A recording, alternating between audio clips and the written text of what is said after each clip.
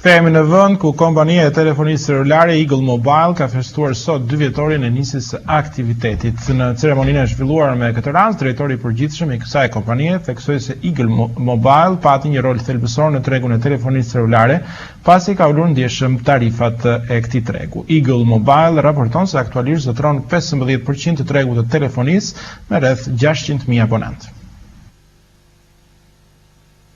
Kompania e telefonisë celulare Eagle Mobile festoi sot 2 vjetorin e nisjes së aktivitetit. Në ceremoninë e zhvilluar, drejtori i përgjithshëm Ali Tashkën theksoi se Eagle Mobile pati një rol thelbësor në tregun e telefonisë celulare, pasi, siç tha ai, arriti të thyente monopolet dhe të ulte tarifat.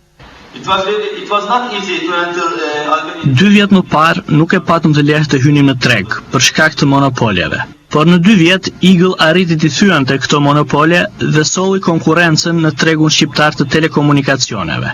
Eagle ka arritur 630.000 abonent në 24 muaj aktivitet. Jemi të angazhuar të vazhdojmë me të njëjtin përkushtim si ditën e parë.